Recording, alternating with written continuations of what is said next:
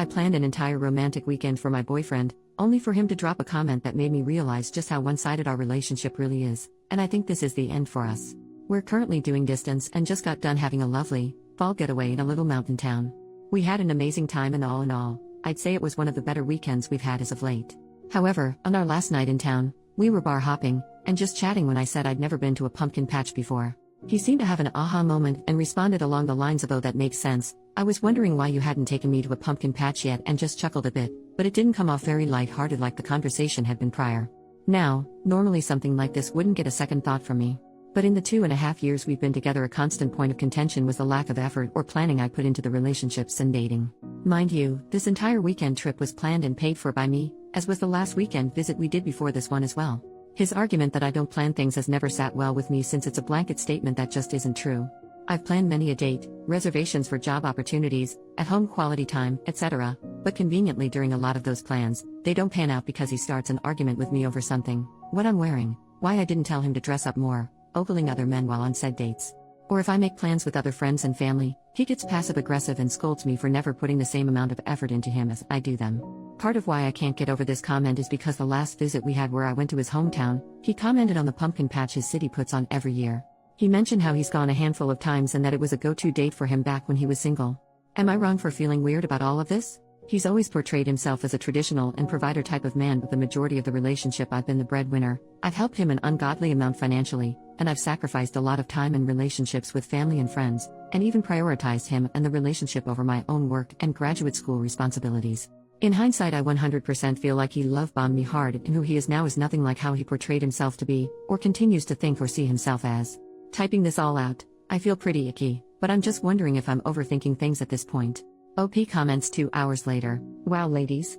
I was not expecting this much of a response in the slightest. I'm shook. The gasps I've been gasping have me a bit shaken.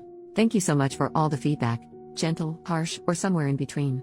Reading my post back and realizing I let this man back into my life after attempting to leave a few months ago has me feeling a bit sick. In a way, I've known the cycle with hasn't been good, but I've been afraid to break it and naively hopefully things would change. The manipulation runs deeper than I even realized before so many of you commented after getting such little detail and backstory. I'm processing, reflecting, and trying to keep from falling apart completely. I know what the woman was before him would do, and that's what I'm leaning on right now. Update, 9 days later. Hi all. I made a post a week or so ago about a crappy comment my BF, now ex, made while we were on a weekend getaway together. Long story short, we broke up. Over a week of bickering and arguing followed after that same weekend over something different. I was the one to upset him, but he couldn't stop speaking horribly to me, insulting me, or just being mean to me over it.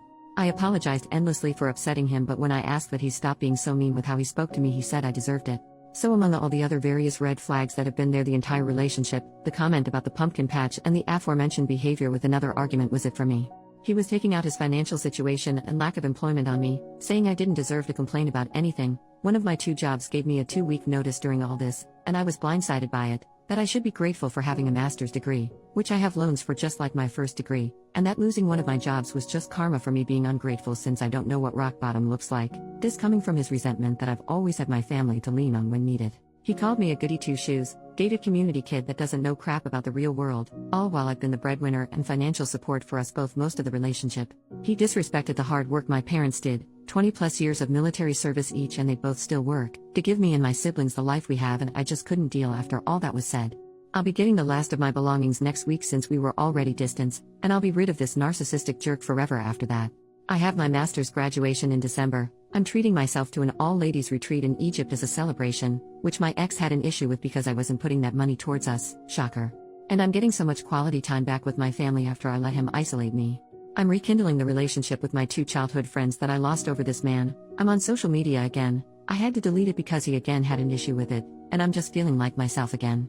Edit to add, the next day, I just want to say thank you again to all the advice, brutal or not, that was given here. As well as the kind DMs. I've never felt so seen and understood before. It feels like the fog I was in that entire relationship lifted as soon as I heard from you all that I wasn't crazy.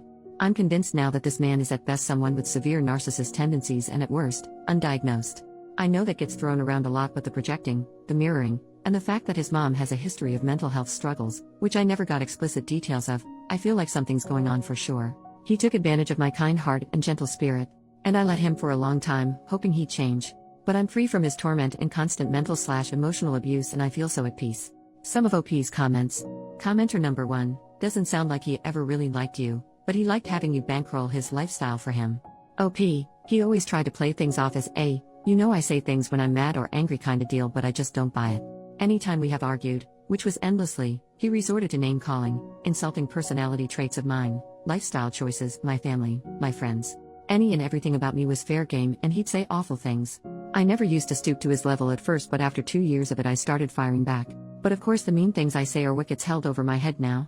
The guy had crazy insecurities and nothing was ever good enough for him, so he projected it onto me. So glad to be rid of him. Commenter, good, see how long he lasts on his own. Every accusation was a confession. Can you send a friend or family to go collect your stuff, or go with you, as leaving an abusive ex is an especially dangerous time. OP, I will have my family go with me thankfully. They were more than happy to offer me the help and I'm just so grateful for them. He always tried to make me out as immature for having close bonds and support from them. He really isolated me for a long time, and then my family still being here for me means everything. I'm never letting a man make me feel like he did it her again.